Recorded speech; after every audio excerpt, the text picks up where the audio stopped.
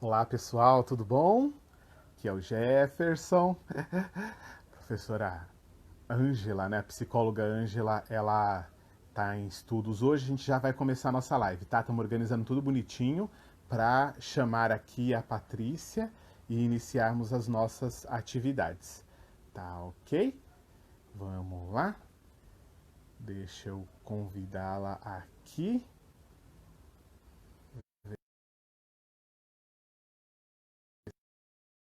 Se ela...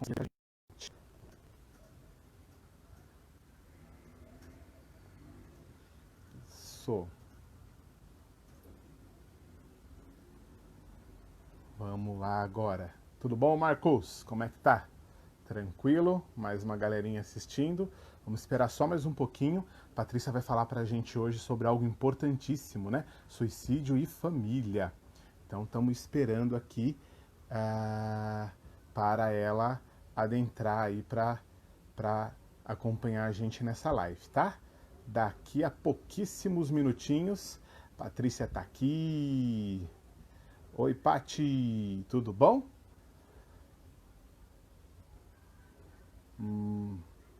Solicita aí, Patrícia, para entrar aqui para a gente poder estar juntos nessa. Deixa eu ver se eu acho aqui, Dona Patrícia. Os telespectadores. Deixa eu pesquisar aqui. Aqui. Convidar, adicionar. Aí. Adicionado. Daqui a pouquinho, Patrícia está aqui com a gente ao Pronto, vivo. cheguei. Gente, essas Pati! tecnologias, elas pegam a gente aqui, né? Deixa a gente louco, Ai, Pati. Deixa a mas gente tá todo tudo louco. bem. Mas tá tudo Como, bem, gente. Nada como como um diz, botãozinho aqui para ficar mexendo, liga e desliga, o negócio funciona. Como diz como os diz meus um, universitários. Pode falar. um, como diz um grande amigo meu, o professor Pedro, né, que é das áreas da informática, assim como eu, ele fala que a informática não é uma ciência exata, é uma ciência esotérica, na verdade, Isso, né? pois é. Porque ela vai de acordo com o que, né, ela deseja, né, gente? Pois Eu é, eu faço sempre acho que engenharia da computação e essa, garanto isso para vocês, tá? As sim. máquinas, elas têm vida própria, é incrível isso. Isso, é isso que eu ia falar. Eu sempre acho que essas máquinas e essas tecnologias têm vida própria, né? Acho que eles querem colocar a gente em situações complicadas. Mas, enfim, cheguei, estou aqui, Beleza, estreando no tá ótimo. Facebook. Eu espero que as Que duas colegas que fantástico. estavam lá comigo venham para cá, a Cíntia Uhum, e a Elaine Miranda, né? Venham aqui participar com a uhum. gente, porque elas estavam lá no meu canal, né? Então, a gente veio para Ah, cá, tá. tá? Então, boa Perfeito, noite para o então. pessoal Tá que está ótimo, então. chegando. Boa noite, Carol. Deixa eu conseguir. Ah, é igual o Facebook. Olha, eu estou aprendendo, tá? Oi, Tá Ana. vendo? Já Tudo consegui. bem? Sim. Olha que legal. Bacana, Ah, que bacana, legal. Jefferson. Então, vamos hoje Maravilha. Dá até tentar para dar um aqui oi pro pessoal. contribuir com o pessoal. Olha aí que legal. E contribuir com o pessoal Uhum. falando aí do nossa sequência do mini congresso, né, que a Ângela e o Isso. Jefferson aí organizaram, uma iniciativa super Uhum. bacana, porque é um tema que a gente tem que falar, né? Tenho para mim que Exatamente. quanto mais a gente fala de uma dificuldade, mais chances da gente encontrar alternativas de resolver a situação, ou de encontrar Uhum. saídas, ou de ter ideias, ou de criar estratégia e de pensar a respeito. Então, dia Uhum. 10, né, que foi ontem, foi o Dia Mundial aí da gente pensar no suicídio, né? Uhum. Trazer as questões de informação.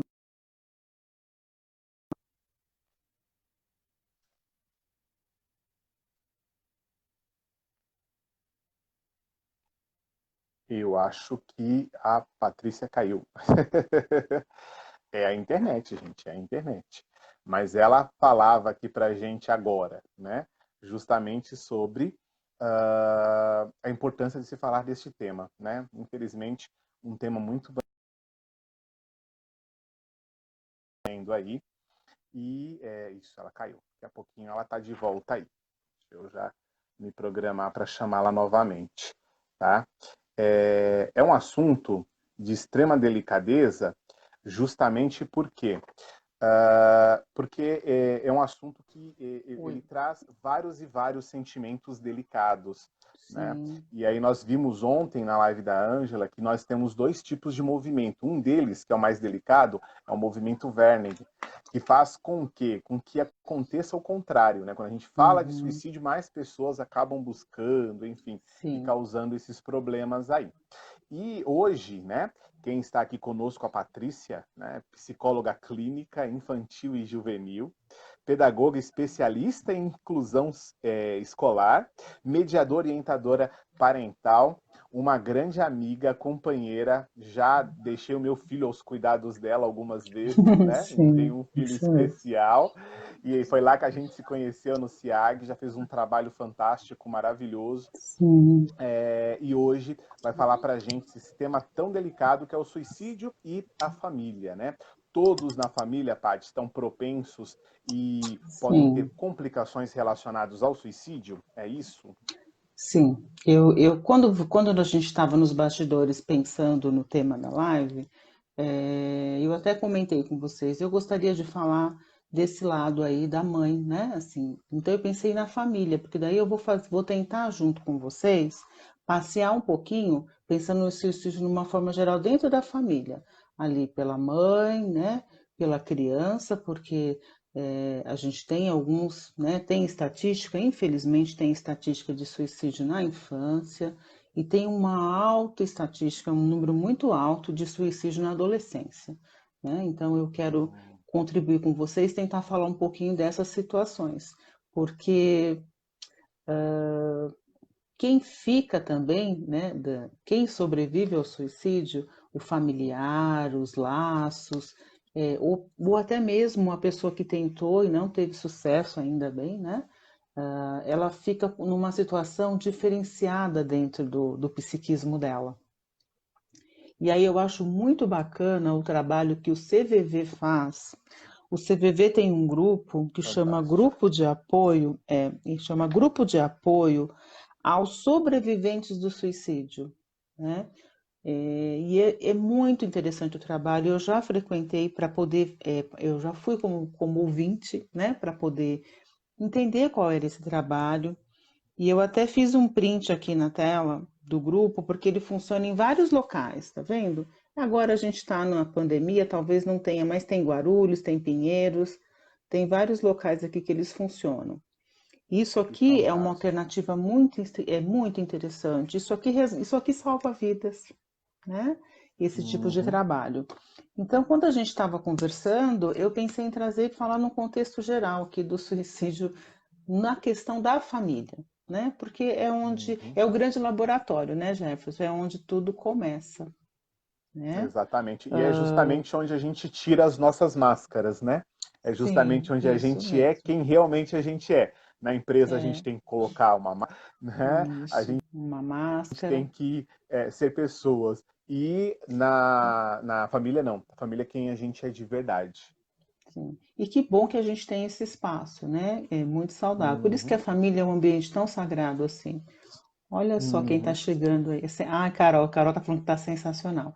Olha, a Gabriele está assistindo. A Gabriele não está no Brasil, acabou de ser mamãe. Parabéns, deixa eu aproveitar, viu, Jefferson? Que Acabou de ser mamãe, fantástico. parabéns, Parabéns, Gabriele. Gabi. Se eu não me engano, ela está lá nos Estados Unidos, curtindo. Eita, nós, Isabel, que que é legal. mãe também. A Aí, Cristiane, Isabel, parceira nutricionista com minha. Isabel. Isso, a Isabel. A Cristiane Uhum. aqui é nutricionista lá de Santa Catarina. Olha que legal, gente. Ah, Rosana. que Oi, legal, Rosana, boa noite. que Rosana fantástico. fez um trabalho bem. Rosana é psicóloga também, trabalhou na APAE muitos anos. Ah, legal, Tá, Rosana? Rosana, que a gente tem que fazer fantástico. uma live, viu? Para falar do seu trabalho. Elis, Linde. Bem, pessoal, boa noite para todos que estão chegando. Eu gosto de ir cumprimentando todo mundo que vai chegando, se sinta abraçado. Oi, Fabiana. Ó, a Fabiana Gardinha aí também, prestigiando a gente. Uhum, Mãezinha, é mãe que a gente conheceu no SIAG, é isso mesmo. exatamente, Então, eu tudo quero mamães começar a azuis. minha. Tudo mamães azuis. Eu quero começar, Jefferson, falando então da mãe, tá? Se vocês me permitem. Perfeito, Porque assim, com gente. certeza. E aí eu vou falar de mãe até de um lugar muito peculiar meu também como mãe, tá? Porque eu também tenho um filho com dificuldade, um filho que tem uma situação diferente, né? É uma Uhum. questão de dislexia, né? Mas é um transtorno, então a gente tem que incluir dentro do rol dos Exatamente. transtornos, né? Então, o que que acontece com a gente quando a gente é mãe e a gente recebe um diagnóstico, né? Ou a maioria das mães, ou algumas, recebe um diagnóstico de que o seu filho tem um transtorno, que o seu filho é diferente. Na verdade, no geral, né? Assim, aí as mães fiquem à vontade para refletir aí na nossa mente tagarela. Quando a gente tem o primeiro filho ou o segundo, enfim, tanto faz ter um ou dois, ou ter só ter dois filhos para comparar, não é nesse sentido, mas a gente acaba percebendo que o nosso filho tem coisas diferentes, né? A gente acaba olhando, né? Principalmente quando ele começa ali a interagir, escolinha, né? No berçário, a gente vê que tem uns comportamentos um pouco diferentes. Quando a gente toma, né? Dá conta e vai investigar, geralmente é com o médico, né, que é o profissional ali da área da saúde que cuida do desenvolvimento infantil, e a gente recebe um diagnóstico que o nosso filho é diferente, né? As mães, no geral, a mãe, a família, né? Eu estou falando aqui mais do espaço mãe, né? Do lugar da Uhum. mãe. Ela vive ali um luto, né? Uma perda, né? Ali é um processo de luto, ali causa uma angústia, uma certa. A tristeza, ela acaba sendo também depois enfrentamento para transformar todo aquele movimento em amor, em estratégia, em intervenção. Mas num primeiro momento, a sensação é que assim, meu mundo acabou, né? O que que eu vou fazer agora? Até porque muitas vezes os médicos, e aqui não é uma crítica à classe médica, né? Porque eu fiquei sabendo recentemente que os médicos, no curso de medicina, as aulas de psicologia é eletiva. Então, eles podem escolher se eles querem fazer psicologia ou se eles não querem fazer.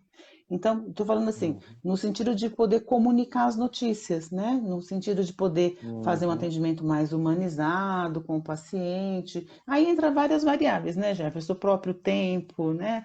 Pensa num ambulatório cheio de criança para a médica fazer avaliação, entregar e fazer receituário, enfim, é tudo muito complicado. Então, por isso que não dá para fazer uma crítica. É só aqui uma observação que eu estou fazendo. Mas geralmente os médicos eles dão o diagnóstico para as mães como se fosse um diagnóstico de, sei lá, de otite, né, de Uhum. laringite, entendeu? Como se fosse uma coisa, como se aquela pessoa, aquela família que está ali escutando o diagnóstico soubesse do que está sendo dito, né? Então, na clínica, isso eu via no SIAG, isso aconteceu comigo, e eu vejo ainda na clínica particular acontecendo.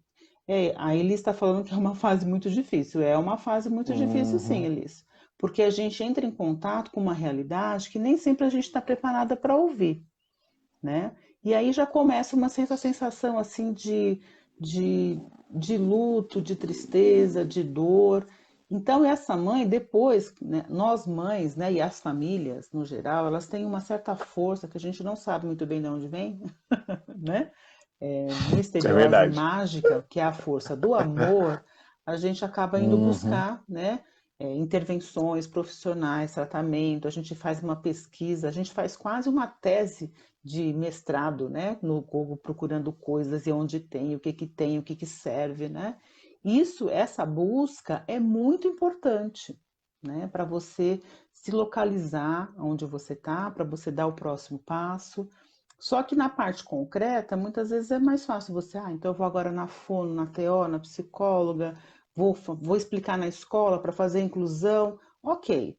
Mas dentro daquele coraçãozinho materno, né, fica ali vários nós, vários caminhos que não conseguiram sair as emoções. E as mães, elas tendem a ficar muito tristes, né? E uma tristeza que elas não gostam muito de compartilhar, né? É mais fácil a mamãe oferecer terapia e atendimento para os filhos do que buscar atendimento para ela, né? Porque ela se sente realmente responsável e uma fortaleza para resolver a situação, né? Uhum. Mas com o tempo, Jefferson, né? Esse estado, né, de eu consigo, resolvo tudo, ele pode surgir com uma sensação assim de falha, sabe? Assim, como você falou, assim, é uma máscara, é um papel social que a mamãe está ali desempenhando porque ela tem que fazer porque ela tem que fazer, né? E Uhum. aí, quando a mãe não tem apoio, por isso que é bom a família de extensão. Ó, a Fabiana está falando que isso de fato é o que vocês precisam. Sim, tem que ter apoio, né? O Tem. apoio tem que vir do pai, né? Dos familiares, a própria classe, os próprios profissionais, o próprio médico precisa orientar com relação ao que fazer, o que não fazer, os outros profissionais da psicologia, fono, TO, toda essa equipe multidisciplinar ajuda muito. Mas muitas vezes a mamãe, eu acho que fica parecida com aquela situação que a Ângela comentou ontem do Mike, né? Do Mike Uhum. e o seu carro amarelo, né? Ele É. veste ali uma máscara, né? A mãe veste uma máscara, a mãe representa um papel social e acaba não dando oportunidade para expressar, deixar aparecer literalmente a sua fragilidade. Porque você ter um filho especial, né? Um filho com necessidades especiais de vida, de aprendizagem, né? E tudo mais, é, traz para você a realidade de que você talvez produziu um filho com defeito, né? Então as mamães elas começam a entrar nesse ciclo de culpa, né? A culpa é minha, eu que fiz, eu que tenho que dar conta.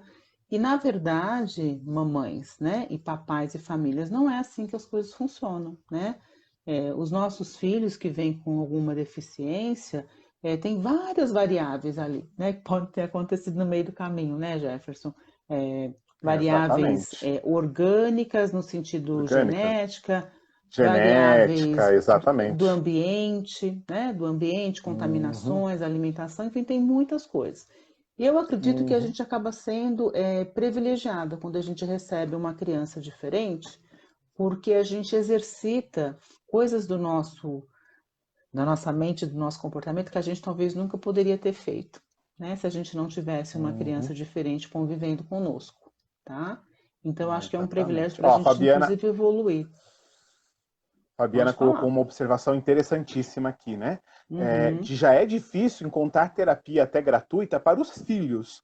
Quanto mais para as mães, ficam totalmente em sim, último plano sim, se fazer um trabalho, né, psíquico com as as mães. mães.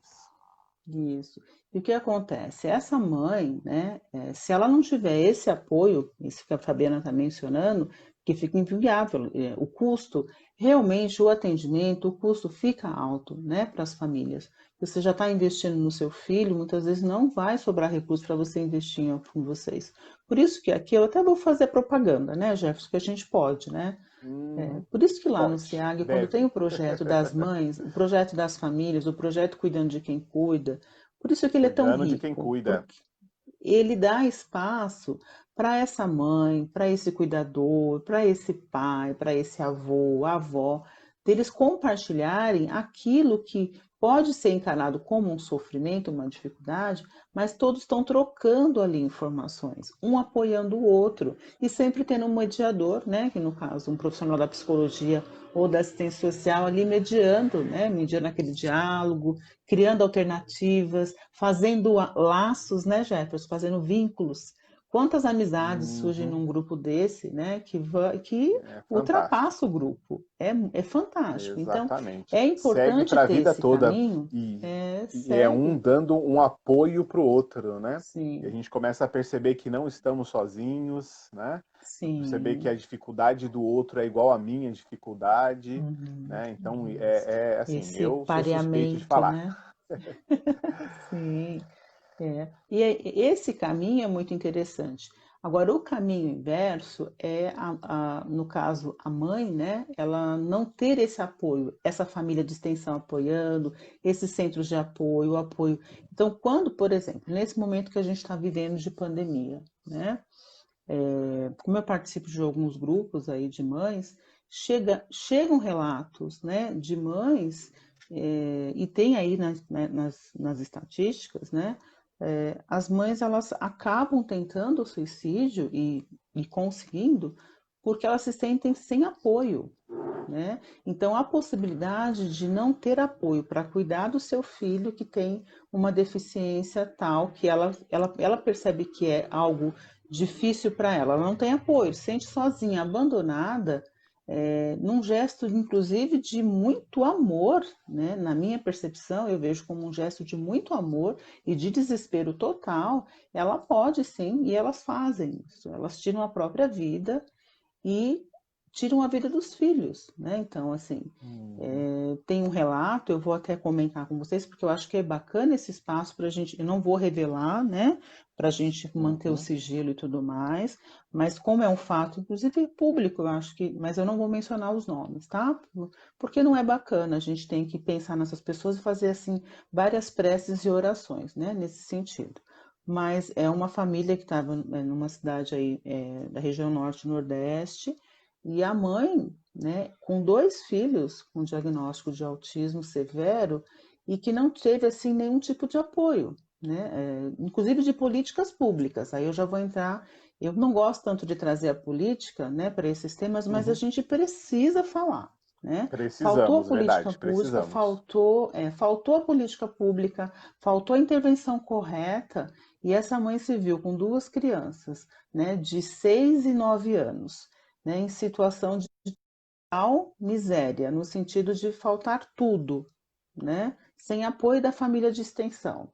Então a mamãe criou uma estratégia que ela foi não foi uma escolha que ela fez por amor, ok, mas ela escolheu tirar a própria vida e tirar a vida dos próprios filhos, porque ela não ia, uma mãe de verdade não ia abandonar seus filhos, né? É nesse sentido.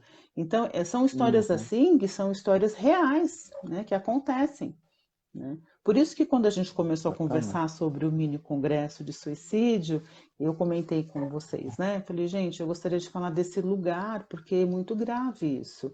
Porque a mãe foi e levou dois filhos, né? Se ela tivesse um apoio, né? Talvez como a Ângela comentou ali do Mike, né?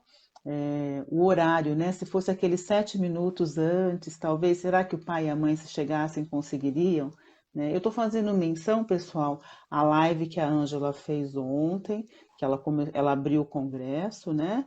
E ela comentou a história todinha do Setembro Amarelo, divulgou, e é bem interessante para vocês perceberem como o gesto daquela família que perdeu, né, o filho, né, ressignificou, fez um gesto de amor, e hoje a gente tem aqui essa campanha, ó, já faz 5 anos que eu trabalho com essa campanha. Eu gosto muito. Essa, o Outubro Rosa e o Novembro Azul. Eu sempre lembro dos homens, das mulheres e do suicídio. A gente tem que falar a Uhum. respeito, né? A gente Temos. precisa. Sim. Deixa eu ver. Olha, tem mais gente. Elas estão comentando que é triste, Isso, tem uma realmente galera.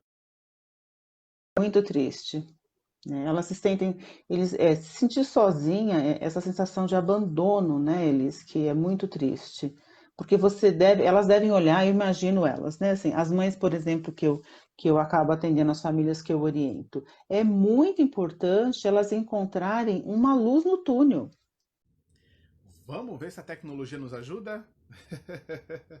Vamos ver se a gente consegue chamar isso aqui. Isso. Vamos lá. Chamar a Patrícia.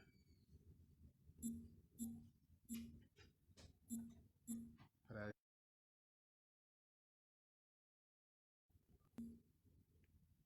Isso. Aqui. Vamos ver se a gente consegue agora.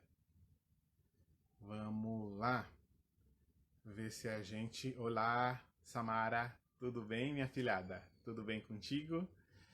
Que bom. Vamos lá, gente. Vamos tentar retomar nossa live, tá? A Patrícia já tá aqui. Patrícia, só pediu o convite que a gente já te chama. Vamos lá? Tá aqui.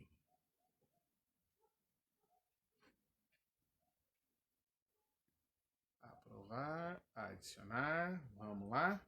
Vamos ver se a tecnologia nos permite agora. Agora sim, Aí, tá vendo? voltou. Caí e voltei. Ó, a Gente, Patrícia, que é uma ciência vamos lá. esotérica. É uma ciência esotérica. Eu vou confirmar com o seu professor. Paulo? Pedro, professor Pedro. Pedro, professor Pedro tem razão. Professor realmente é uma ciência esotérica. Mas tudo bem, a gente vai no clima aqui, não tem problema, né? Não, nenhum. Vai lá, E eu Patrícia, cheguei e a aí, fala colocar a mensagem. Isso. Então, vamos lá. justamente das mamães, né? Sim, a Estávamos. gente estava falando das mamães. E, Isso.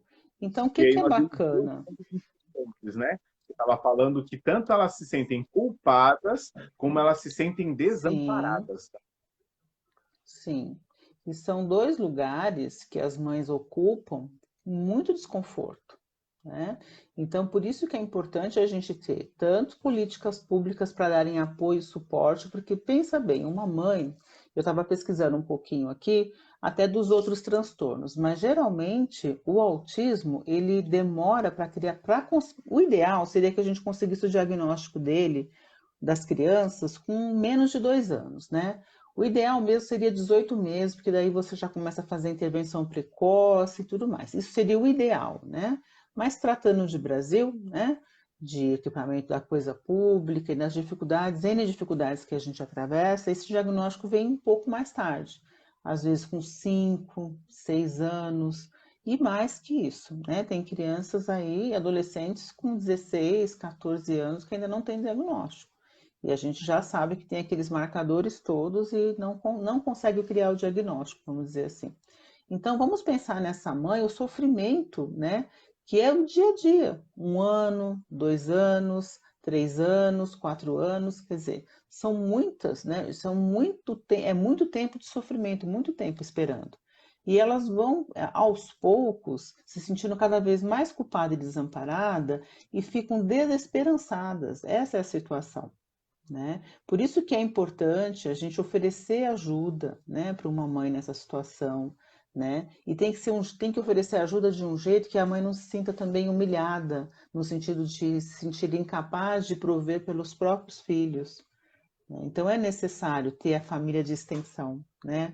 As políticas públicas para a saúde, essa situação quando os pais se separam, né? Porque geralmente é muito comum, é um outro índice muito triste que a gente tem, é que quando chega o diagnóstico, né, geralmente o casamento se desfaz, né? Então a mãe acaba ficando sozinha com essas crianças.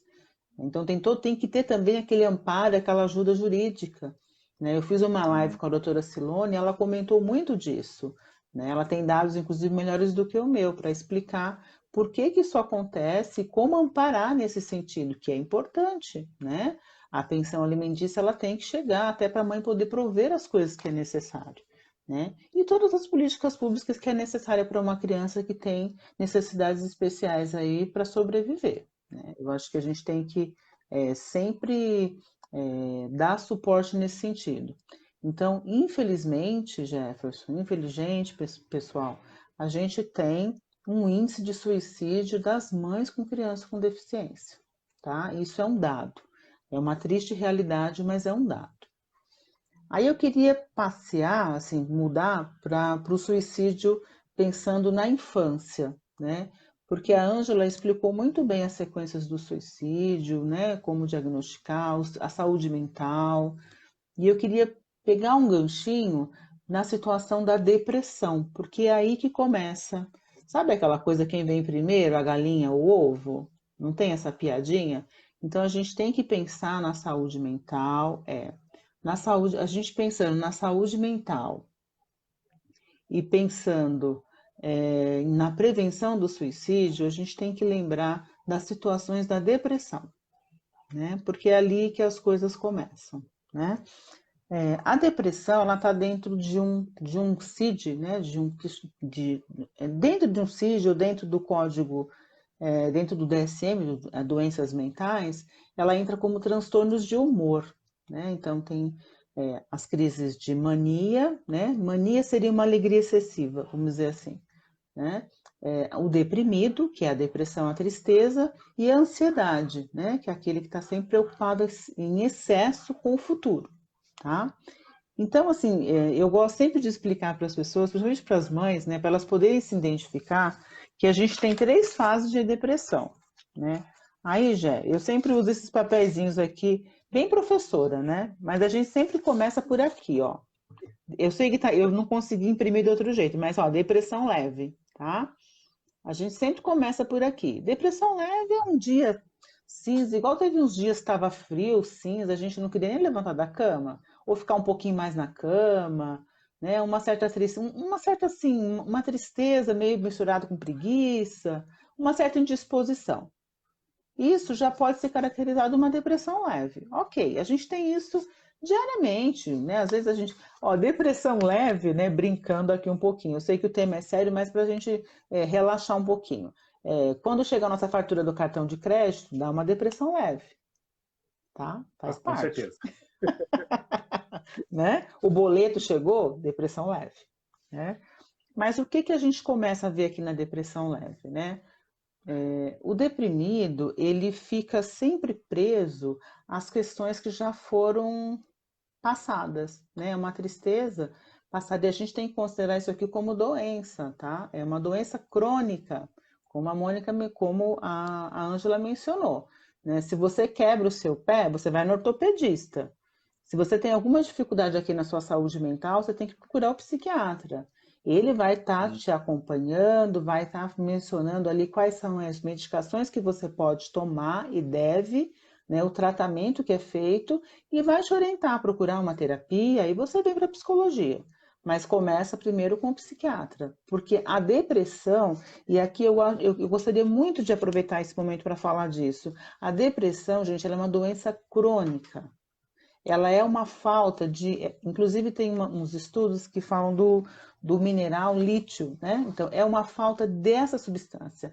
Nosso corpo geralmente produz tudo direitinho, tudo direitinho, tudo que precisa.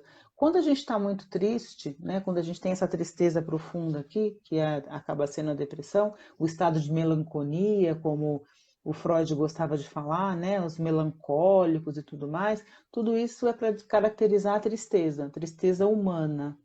Então, às vezes é necessário, e na maioria das vezes, a medicação, né? E a medicação, gente, quando ela é feita pelo psiquiatra e você volta lá a cada 2 meses, a cada 3 meses, ela é segura, não vai provocar dependência química, né? Pelo contrário, você vai dar ali starts para os seus neurônios, estímulo para eles continuarem funcionando, para você conseguir ter vontade de levantar da cama, para que você possa tomar o seu banho, porque a depressão ela vai tirando essas funções. Você não sente, tipo, ou você come muito, ou você deixa de comer, você perde o seu sono, ou você dorme demais. É sempre os extremos, você sai do ponto de equilíbrio. E é isso que a gente tem que evitar, né? Então, geralmente a gente começa por aqui, a leve. Né? Então, a leve a gente controla no dia a dia, ela até faz parte da vida, de falar, hoje eu não estou tão bem, mas no dia seguinte você amanhece bem, ok. Quando chega aqui na moderada, né? Que você já começa a ter tristeza segunda, terça e quarta, né? A tristeza vem na quarta, na quinta e na sexta, né? Você já não tem mais vontade, assim, de assistir a sua série. Estou falando de coisas do dia a dia. Vontade de assistir a sua série. Você já não tem vontade, por exemplo, de cuidar das suas plantas, né? Não está ligando tanto para a sua aparência.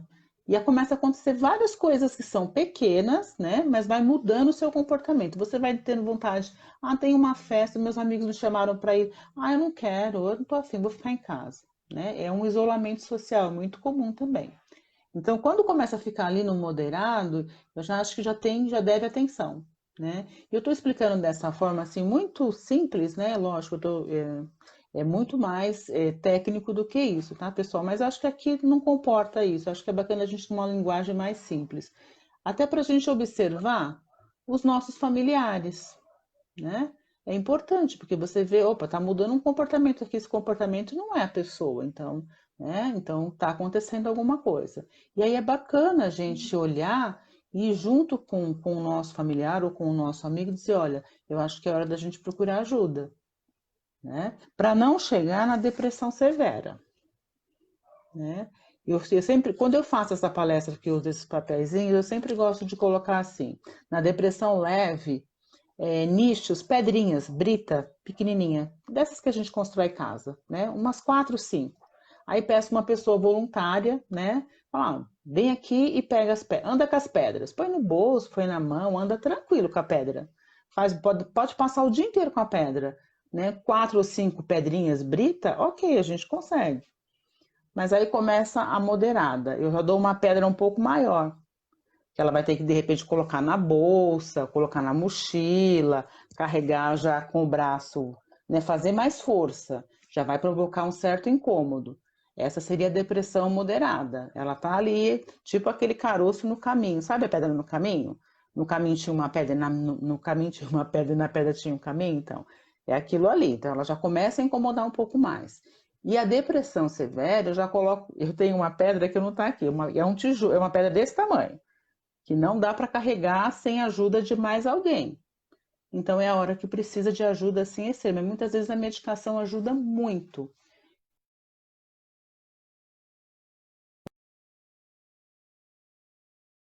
Depressão, ansiedade e as crises de mania, né? Porque as crises de mania elas são as menos faladas, porque depressão, tristeza, a gente percebe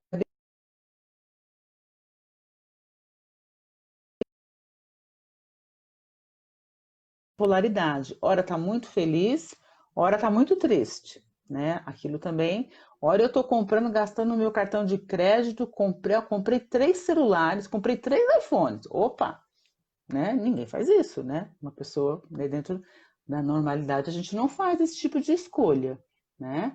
Então é importante a gente ficar atento com essas coisas. O corpo vai dando sinais, viu, Jefferson? A gente vai tendo comportamentos que vão denunciando o que está acontecendo. É necessário a gente ter assim um olhar, né, para o outro, né, principalmente o nosso amigo, o nosso familiar, e tá atento, né? Tá atento. E digo de novo, muitas vezes é muito importante a medicação para esse. Depois, junto com a medicação, terapia também. Eu acho que é sempre muito legal fazer terapia em todos os momentos, né? Falo aqui de um lado bem particular, já que eu sou psicóloga. Eu percebo que as pessoas podem ter muitos ganhos, né? Ó, a Rosana está falando que quando a pessoa perde o interesse por atividades que ela sentia prazer, é um sinal de alerta bem significativo. Isso mesmo, Rosana, né? Quando ela perde assim, eu tenho um paciente que uma vez disse assim, perdeu o colorido para mim. Olha, gente, perdeu o colorido. Ele está vendo a vida preto e branco agora, então não é mais interessante, né? Não é mais interessante para ele. Então é um alerta assim, a Rosana tem razão, né? As coisas que sentia prazer, né? Quando perde o prazer nas coisas, é um sinal de alerta, né? E deve procurar ajuda, tá? E dentro dessa situação de depressão, a gente tem as crianças, né? Tá todo mundo ouvindo? Ok? Tá ouvindo, Jefferson? Tá bacana? Tá ouvindo? Tá. Então, dentro da depressão, tem o que a gente chama de depressão infantil. Muitas vezes a criança, na depressão infantil, ela não manifesta como num adulto, né? Às vezes a criança, inclusive, está muito assim agitada, elétrica, sempre feliz, fazendo várias coisas, não dá sinais, né? Então, às vezes a gente investiga assim com mais carinho, a gente percebe que ali tem uma situação de tristeza, mas que ela manifesta no ambiente de outra forma, né? Mas mais comum mesmo é a depressão e as ideias suicidas de adolescentes. Opa, a Elis está dizendo que ela viveu tanto faz. Elis, a gente tem os momentos mais cinzas da vida, onde a gente vê as coisas sem significado. Mas eu sempre gosto de orientar as pessoas que quando estão nesse momento do tanto faz, que perdeu o prazer, tentar fazer um resgate, né? Um percurso inverso, sabe, para ver assim, aonde voltar atrás, e muitas vezes voltar atrás não é fácil, né? Mas assim, tentar fazer um exercício de entender aonde é que ficou o seu prazer, né? Dar nome lá para aquele sentimento que te deixou triste, talvez da primeira vez, né? Porque ele pode ser, inclusive, um sentimento ou um fato que aconteceu que você consegue depois de elaborando, pensando e conversando e olhando para ele de novo, via de outra forma, né? E aí o tanto faz volta a fazer sentido, né? Isso assim, cada ser humano tem o seu tempo, né? Não é uma receita, tá, Elis?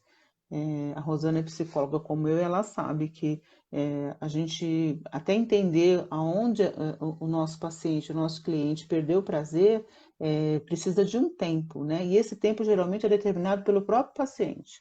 E é muito adequado que a gente ali vá caminhando com ele de mão dada, até ele conseguir encontrar os seus prazeres, né? Até ele sair dessa situação do tanto faz, né? É, eu quero mencionar com vocês, eu até trouxe um cartaz, eu não sei se dá para ver, mas eu vou trazer pequenininho aqui, ó, do CVV, o CVV esse ano não vai conseguir fazer as ações que ele faz presencial, né? Mas conversando com uma colega que trabalha lá, ela falou, não, mas a gente vai manter as mesmas do ano passado. E ano passado eles trouxeram esse aqui de bullying, ó, tá? Isso foi bem divulgado, né, nas escolas, porque como a Ângela mencionou antes, o CVV ele faz esse trabalho, ele é uma instituição não governamental, uma ONG, sem fins lucrativos, e ele faz esse trabalho de estar atento aí em escolas, né, principalmente para essa questão aqui de salvar vidas, né? Porque eles têm mais de 3.400 voluntários, tem um em cada estado, o CVV tem um em cada estado, né? Então tem 24, né? Tem 24 distritos, são 120 postos, então é uma rede de apoio grande. E é só a gente discar lá 188, né, que vai ter sempre alguém disposto a te ouvir, né? Eu já fiz um trabalho voluntário e é muito interessante, né? Fora aquele grupo de apoio que eu mencionei, que é para as famílias, né? Que é para as famílias. Mas eu quero comentar com vocês do suicídio na adolescência, que é outra situação que a gente está tendo assim com muita evidência, Jefferson, né? E geralmente na adolescência, né, pensando assim, 12, 15 anos, né, jovem adulto, né, adolescência estendida, né, 20, 21 anos, são fases da vida que a gente está, como diz aí os antigos, né? Que eu tô ficando antiga também. A gente está na flor da idade. Então ninguém quer morrer nesse momento, né? Geralmente. Mas a gente está tendo aí quase que um fenômeno, né? Não só no Brasil, eu acho interessante mencionar isso. Não é jabuticaba que só tem no Brasil. É um fenômeno mundial, né? Os adolescentes começarem a não ver sentido na vida. Como a Elis falou, né? Viver o tanto faz. Eu tenho um livro que a gente usou na graduação, que eu acho bem bacana trazer como referência, que ele chama Adolescências Construídas, tá? O professor Sérgio Ozella, ele é o organizador do livro, mas tem vários autores aqui, né? Depois eu até compartilho, tá, Jefferson, para você colocar para as pessoas o link, né? São várias pessoas pesquisando sobre como essa psicologia sócio-histórica, né? Como essa adolescência é construída. Esse livro aqui, da época da graduação, ele é de 2009, né? Já está um pouquinho antigo, né? Já está aí.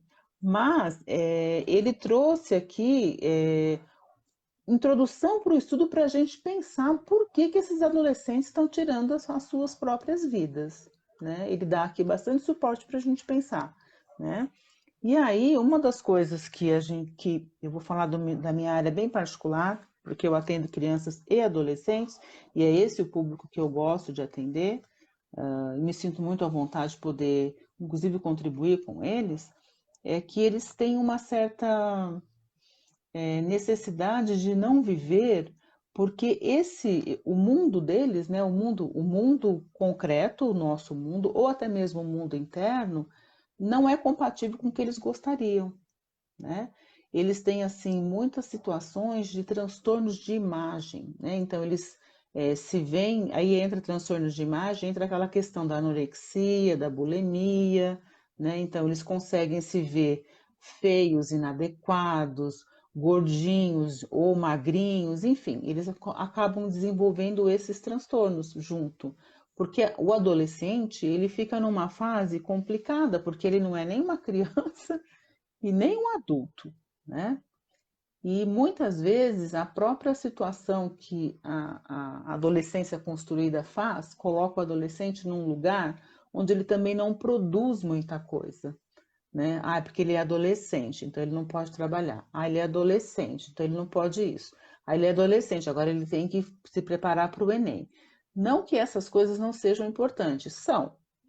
Porém, o adolescente ele precisa fazer mais que isso, né? Ele tem que ter oportunidade de fazer isso, de praticar o esporte que ele gosta, ele tem que ter oportunidade de conhecer artes, né? Eu sempre venho aqui com a ideia de que a arte-terapia é um caminho eficiente para cuidar dos adolescentes, né? Porque quando eles passam a produzir coisas, sei lá o que que eles gostam, né? Mecatrônica, robô com Lego, música, atividade, sei lá, produção de jogos, né? Porque eles gostam muito dessa coisa, dessas tecnologias, eles são, né? Eles são disso, dessas tecnologias. Então, produzir jogos, produzir pequenos vídeos, eles gostam muito. Então, eles têm que ter algum espaço para poder criar, né? Porque senão eles acabam ficando só dentro do mundo digital, né? E no mundo digital, a gente aqui que já passou dos 30, né? Já sabe que o mundo digital não é real, né? A gente ali coloca o nosso avatar, a gente faz Photoshop, a gente modifica. E os jovens, eles ficam muito focados nisso, em ser adequados, em ser ideais, em parecerem, né, com um influencer tal, e muitas vezes eles não são, porque são pessoas reais, né?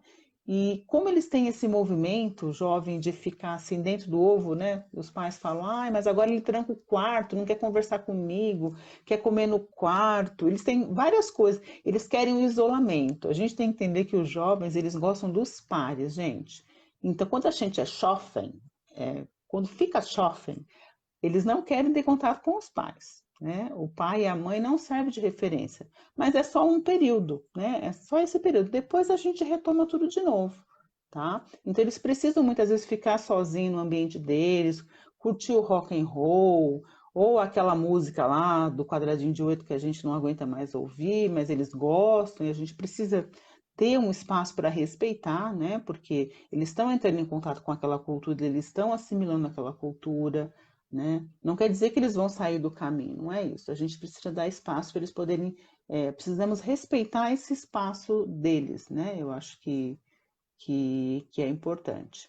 Ó, o Jefferson está mandando mensagem dizendo que ele vai disponibilizar aqui no chat o nome do livro, né? Que é isso que a professora pediu ali, a Elzi. Estou tentando seguir também aqui quando passa, né? Ela está pedindo do livro. Eu coloco sim o Jefferson, que é o nosso técnico em TI, né? Da ciência esotérica, ele vai colocar para a gente o, o nome do livro de leitinho. Chama Adolescências Construídas. É um livro antigo, mas ele é bem interessante para pensar. Tem vários artigos, várias pesquisas dentro, tá?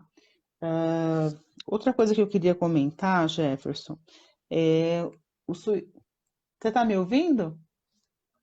Tá? Porque ficou mudo aqui para mim. Ah, ficou mudo, Jefferson. Eu não tô te ouvindo. Tudo bem? Todo mundo consegue ouvir? Opa, deixa eu ver. Tá. Uhum. Ok. Então, assim, nós, por exemplo, aqui no Brasil, né, falando dos jovens, como que a gente se posiciona quando... Tá, pode pôr, pode pôr. Como que a gente se posiciona aqui, a política, né, política nossa, de adolescente que tem, a gente chama ideação suicida, é quando só tem a ideia, né, mas não faz o ato, vamos dizer assim. Mas os jovens, como eles são mais ousados e destemidos, eles já têm a ideação e o próximo passo já é o ato, né? Então, o que eu oriento as famílias? Quando você perceber o seu jovem, né, o seu adolescente, é, querendo se isolar no geral, nem com os próprios amigos, porque o jovem se isolar com relação aos familiares, eles não querem mais ir no almoço na madrinha, né? No aniversário do tio avô não sei da onde, eles começam a fazer recusa desses, eles começam a recusar esses convites. Isso até que a gente entende que está dentro da normalidade. Eles querem ficar no quarto deles, no mundo deles. Mas quando eles conseguem, começam a se isolar também da situação dos amigos, né? Sei lá, hoje é dia do skate, eu não vou, né? Tem o futebol, eu não quero, né? Vai ter os amigos vão sair para ir tal lugar, eu não vou. Então, quando começa essas recusas e ficar muito tempo, né, sozinho, isolado ali no quarto, é bacana a gente também ficar, né, é um sinal significativo também, é bacana a gente ficar em alerta, né? Alerta justamente para a gente ver o que que ele precisa, né? E como abordar, né? As famílias perguntam isso para mim, mas como abordar o adolescente? Porque muitas vezes ele olha para mim com olhos de, a mãe falou assim um dia para mim, ele olha para mim com sangue nos olhos, né? Assim, bravo, né? Irritado porque eu estou invadindo o quarto dele. Então, assim, gente, coisa básica, né? Bater na porta para entrar no quarto do adolescente, porque eles estão ali cheios de hormônios, né? Querem curtir, manipular o próprio corpo, fazer as suas próprias descobertas. Então, é muito importante. Quando eles não usam a porta trancada, né? Porque às vezes tem uns que trancam, tem uns mais ousados que já trancam a porta. Mas quando eles não trancam a porta, é bacana sempre a gente bater, né? E pedir para conversar. Oi, tá tudo bem com você? Como foi seu dia? Preciso da sua ajuda, né? Criar um diálogo ali, ok. E dar uma observada, né? Se está precisando de alguma coisa. E observa, porque assim, se eles pararem de comer, vê o que está acontecendo, porque que parou de comer, né? Então, são alertas que a gente tenta dar. Um adolescente também, como é o caso do que a Ângela comentou ontem do Mike, né? Felizão, né? Todo feliz da vida, todo, né, bem articulado. Isso também requer que a gente tenha atenção. Olha como é difícil para um pai, para uma mãe, para uma família, né? Por quê? Porque ele fica com as máscaras, como o Jefferson comentou, e acaba desenvolvendo um outro papel social que a gente não percebe. Então, eu sempre oriento as famílias a pensarem que a gente tem que criar os laços de novo, gente, os vínculos, né? A gente não pode permitir que a nossa vida atribulada e cheia de tarefas, cheia de horários, mudem, né, o nosso contato ali com a nossa família, né? É importante ter esse olho no olho, mesmo que sejam coisas simples, né? Às vezes um café da manhã que dá para fazer, né? Sei lá, um lanche da tarde, um almoço, fazer as refeições na mesa, eu ainda acho que parece caretice aqui da minha parte, mas é importante pelo menos uma refeição ali, né? Convocar a sua família para participar todo mundo na mesa, para a gente se olhar, para a gente nem que seja para se olhar, e às vezes eu falo assim, nem que seja para se olhar e conflitar e brigar, entendeu? Para fazer atrito, né? Porque relacionamento é atrito, gente. É relacionar. De relacionar. Então dá atrito mesmo, então não tem problema. Né? Vira uma discussão ali, sai umas farpinhas, mas é importante que a gente tenha esse convite para a gente olhar o nosso filho, né? Olhar o nosso adolescente. Porque muitas vezes, como eles têm muita informação, eles têm acesso a quase tudo, gente, muito mais do que nós, né?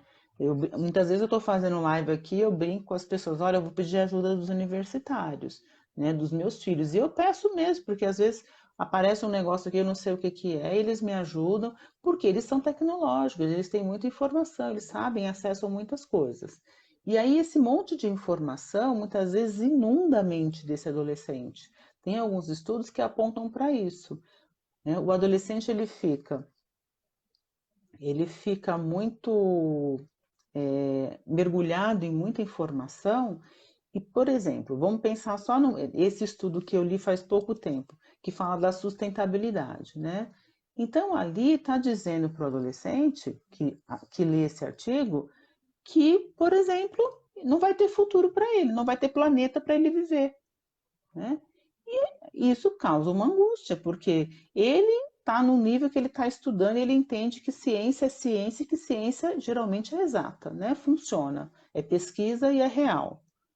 Então, quer dizer, não vai ter mundo para mim, tá todo mundo acabando com o mundo, e eu não posso, e ele se sente sem poder de mudar as coisas, né? Porque nem todo adolescente é igual a Greta, né? Que sai fazendo as coisas e ganha mídia e tudo mais, e acaba sendo uma ativista, né?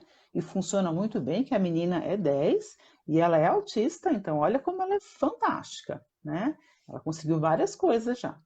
Então, o adolescente ele vai entrando assim numa sensação de que eu cheguei no abismo, né? Então, isso é por isso que é interessante e a gente traduzir essas notícias para os nossos filhos, né? Para os jovens também. Eu sei que eles não gostam muito que a gente fique falando na orelha deles e tal, mas é bacana a gente mostrar as outras perspectivas, né? Então, estão acabando com o planeta aqui, mas olha, tem esse pessoal aqui que está fazendo uma resina tal, para se tiver a poluição aqui, ó, vai diminuir. Então, a gente mostrar alternativas também.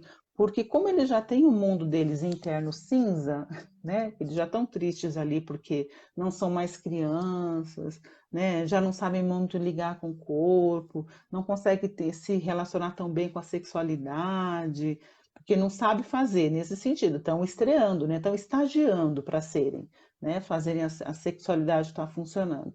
Então isso deixa eles muito tensos. É muita coisa acontecendo ao mesmo tempo. Então eu sempre acho que a gente precisa estar ali no olho, sabe? Olhando. Ó, Jefferson, acho que tem uma pergunta aqui da Gislaine. Gostaria de saber quem faz terapia para adulto. Se puder me chamar no privado, por favor. Tá, Gislaine? Quando eu terminar aqui, a gente passa sim, tá? Temos colegas aí que atendem, sim, adultos, e é importante, viu? Se você sente necessidade de fazer terapia, busque mesmo, é interessante, vai te ajudar. A gente chama assim, né, Jefferson? O Jefferson já está passando o contato. Ah, deixa eu ver o que mais. Isso. A Eli já está até falando que a Ângela é maravilhosa. E é mesmo, gente. A Ângela faz no online, bem bacana.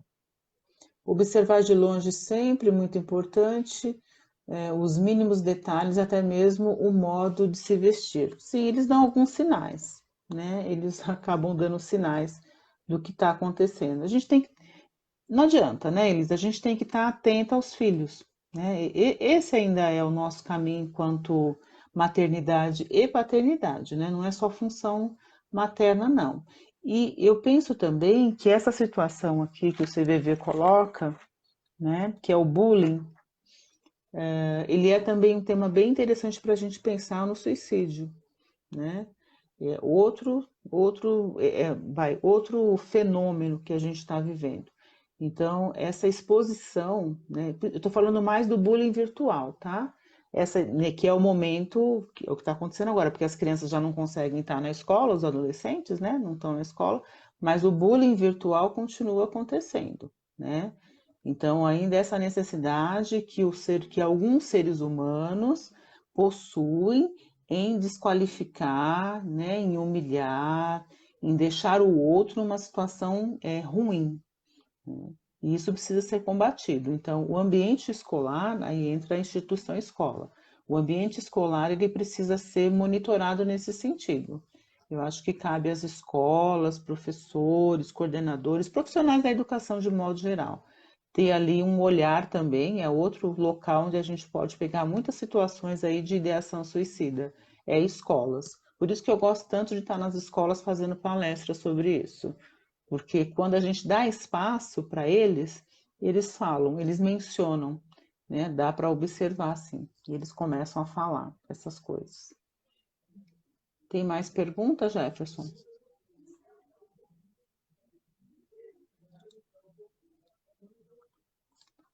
Deixa eu ver.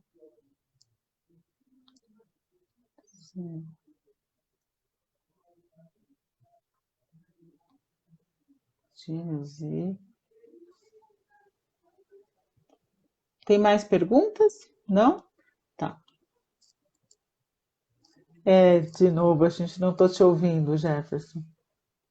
Deixa eu ver aqui. Tô descendo aqui. Oi, Vânia, boa noite. Vânia é minha amiga, gente. Sempre tá me prestigiando. Amigo que é amigo é assim, né? Acompanha a gente mesmo. Obrigada, viu? É, deixa só eu voltar um pouquinho, Jefferson, na questão do suicídio das mães, né? Para mencionar uma coisinha para vocês. É assim, não é toda mãe que vai ter essa ideia, né, de tirar a própria vida, né, pelo sofrimento. São mães que estão realmente no sentido da perda da possibilidade da vida continuar. Porque o suicida, né, a pessoa que tenta o suicídio, que tem a ideia, geralmente, e eu acho que a Ângela comentou isso, mas eu vou falar novamente, é, a ideia suicida, ela vem e fica ali alimentando na cabeça, né, na mente da pessoa, não exatamente porque a pessoa quer acabar com a vida, tá?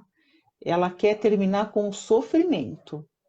O sofrimento, a angústia, o medo, a tensão, todos aqueles sentimentos que deixam ela em uma posição desconfortável, ela quer eliminar.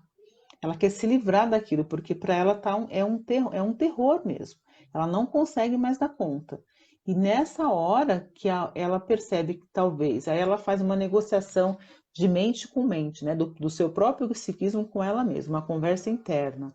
Né? Se para poder sobreviver desse jeito eu vou ter que tirar minha própria vida, então ela negocia.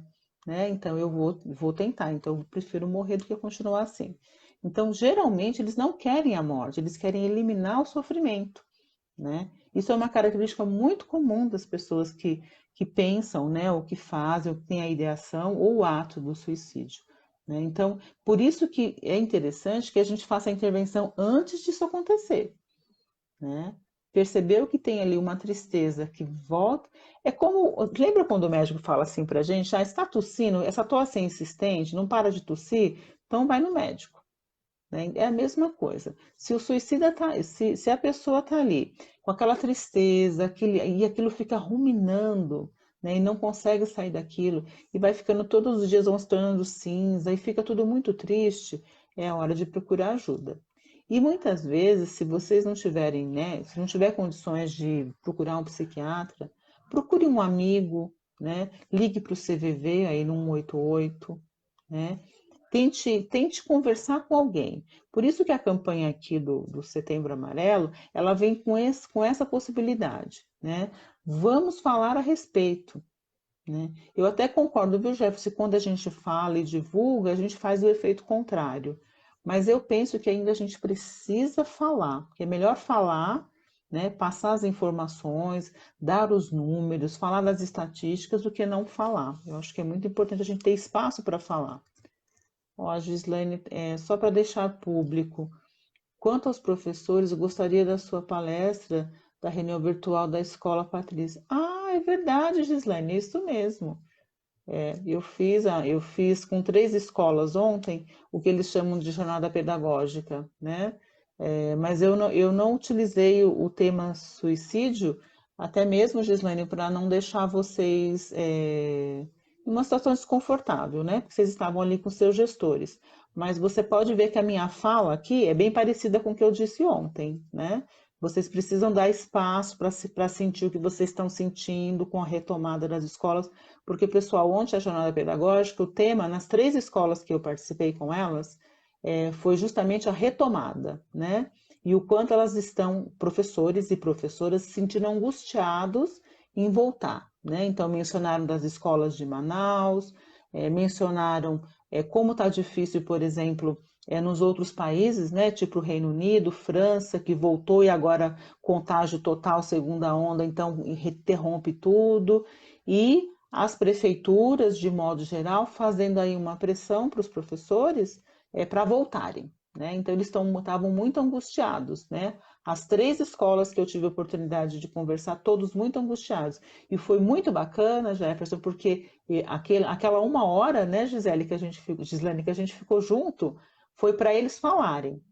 Né? Tem que falar do que vocês estão sentindo. Né? Por quê? Quanto mais a gente fala daquilo que a gente está sentindo, mais chances da gente encontrar uma estratégia para resolver a situação. Né? Foi nesse sentido. E eu nem falei de suicídio. E ontem foi o dia, viu, Gislaine, do dia, o 10 de setembro é o dia mundial de conscientização e prevenção do suicídio. Eu nem comentei isso com vocês. Eu estava até com um lacinho amarelo, não sei se vocês viram. mas para não deixar a situação mais polêmica. Mas a minha fala é parecida com a de agora, né? Deixar espaço para falar. Não guarda sentimento, né? Põe para fora. Vamos conversar a respeito, né? A Elis também é professora, que ela está aqui, estamos inseguras. É, a gente está, sim. E tem é uma questão política, né, gente? Não é o momento da gente voltar, né? E vai voltar a serviço de quê? Né? Porque a gente está em setembro. Conteúdo não é, né? E não podemos colocar a nossa vida em risco, não nesse momento, né? É isso mesmo.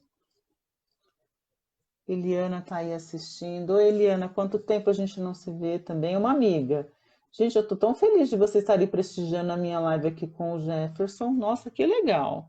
Né, Jefferson? Eu convidei as pessoas e não é que elas vieram? Que bacana. Deixa eu ver aqui.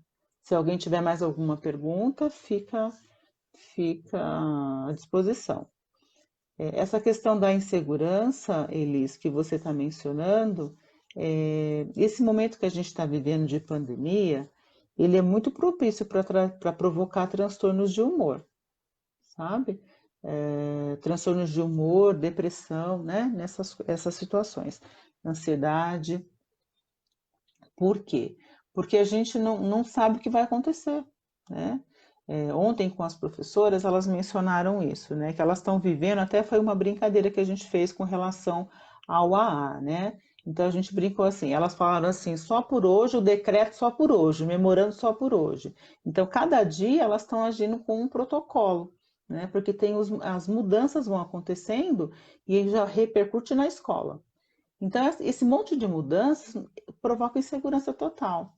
Ah, é psicopedagoga como eu, também sou psicopedagoga, Elis. É isso, então você está percebendo também que são muitas mudanças, por isso que a gente fica insegura, né? E é comum. A insegurança, ela faz parte desse momento e a gente não tem uma previsão, né?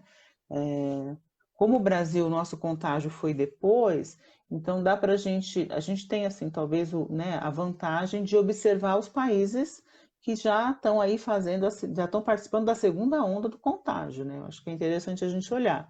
Então, se lá eles não conseguem dar retomada na volta às aulas, né? Aqui que dirá a gente. E sabe uma coisa? Oi, Eliana, tudo bem? Está respondendo. E uma coisa que uma das professoras mencionou ontem, que eu achei interessante, é que assim, né? é, por exemplo, as professoras vão receber as crianças, né? Então, elas disseram assim, as mães que conseguem ter maior entendimento do contágio, das prevenções, que vão usar o álcool gel, mandar com a máscara, tudo direitinho, essas já disseram que não pretendem mandar as crianças para a escola.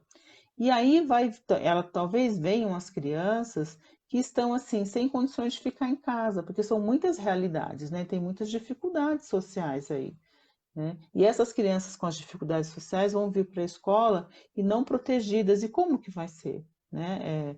Como que vai ser esses protocolos? Então elas tinham muito questionamentos, por isso que elas estavam bem inseguras. E tem que ficar mesmo, né? Não é possível ainda.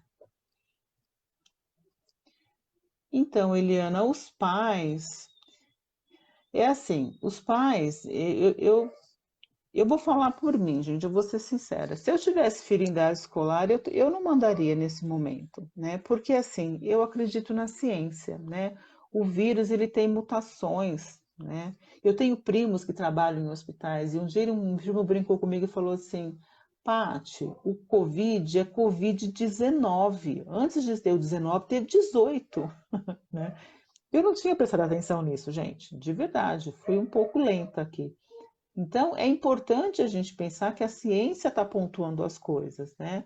E eu também ficaria apavorada pelas voltas às aulas.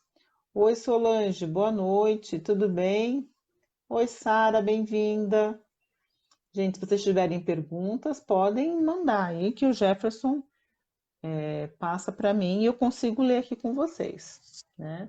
Porque a gente está aqui encerrando a nossa conversa, a gente falou suicídio na família, suicídio das mães de crianças com necessidades especiais, o quanto elas precisam de apoio, né, Jefferson, para poderem atravessar essa jornada, né? Porque eu falo é jornada porque é uma jornada de vida, né?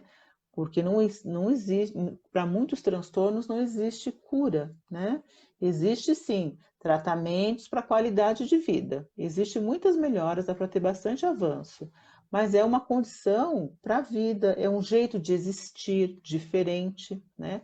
Amanhã, por exemplo, o Diogo vai falar dessa diversidade, né? Eu acho que é bacana fazer a chamada para amanhã, né?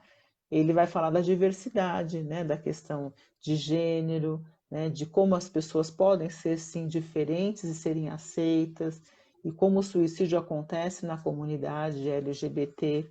Eu coloco mais porque tem várias letras, eu não lembro agora, tá? Para não ofender, então LGBT mais, né? Tá tudo. Mas a gente falou aqui um pouquinho. Então amanhã vocês prestigiem o Diogo com a live dele, que vai ser bem bacana.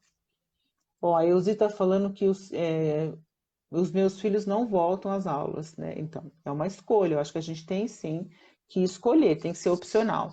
Eu acho que, inclusive, tem que ser da seguinte forma: vai ter o remoto e vai ter o presencial. Quem quer vir para o online, online. Quem quiser no remoto, remoto. É, tá tudo bem. Então, a gente falou do suicídio das mães que precisam de apoio, de políticas públicas, né? Eu sei que é ruim falar de política, mas a gente tem que ter esses cuidados. Elas precisam ter apoio, elas precisam de apoio da família, apoio dos amigos, apoio da sociedade para poderem seguir em frente com os seus filhos. E é possível, tem muito tratamento, tem crianças, dependendo de seja qual for a dificuldade dela, elas vão conseguir avanços, né? A gente precisa investir, né? E fazer inclusão, gente, precisa de dinheiro, né? É necessário dinheiro. Precisa ter política pública para isso, né? Tanto na educação quanto na saúde, né? E na área social também, que é importante, né? A gente falou um pouquinho de suicídio de crianças, que muitas vezes é menos comum, mas acontece, então a gente tem sempre que estar de olho, né? Estar de olho e observar, né? Eu acho que criar mais momentos de diálogo, né? Até nós falamos aqui, fazer refeições juntos, né? Bater na porta e ver se está tudo bem lá no quarto. Falamos um pouquinho do suicídio na adolescência, que é muito comum, principalmente nesse momento que a gente está vivendo aqui, que são os momentos de esse bullying virtual aqui, onde as crianças ficam muito expostas. E existe aí uma maldade, uma perversidão de alguns jovens, né? De alguns grupos, porque nunca acontece sozinho. É interessante que o bullying ele é um movimento em grupo, ele não é feito por uma única pessoa, né? O outro adolescente que vai praticar o bullying, geralmente ele se reúne com outros grupos, com outros adolescentes. Então, praticamente é uma convenção, né? É feito ali uma convenção e eles combinam como que vão fazer essa exposição, né? Eu vou usar a palavra ataque porque não vem outra aqui na minha mente. Esse ataque aí a um outro jovem ou criança que simplesmente é diferente. Por isso que acontece o bullying. Geralmente é diferente, tá bom? Eu acho que é isso, né, Jefferson? A Eliana está falando que os professores também estão assustados e preocupados. Estão, sim, estão muito. Ficou bem claro ontem na nossa jornada, que aliás eu agradeço. A Euzi, inclusive, é uma das diretoras de uma escola e está aqui. Isso mesmo, obrigada, viu? Foi muito bom, foi muito útil. Tranquilo? Terminamos? Então vamos fazer as despedidas? Ó, gente, muito obrigada. Jefferson, obrigada bem pelo suporte, pela atenção, por ter paciência comigo, viu? Sei que eu caí aí, mas eu voltei e consegui acionar as coisas direitinho. Se ficou alguma pergunta e a gente não conseguiu responder, pode mandar para o Jefferson, tá? E muito obrigada, beijinhos para vocês, boa noite e acompanhe amanhã o Diogo e no sábado a Mônica, tá bom? Tchau, tchau. Tchau.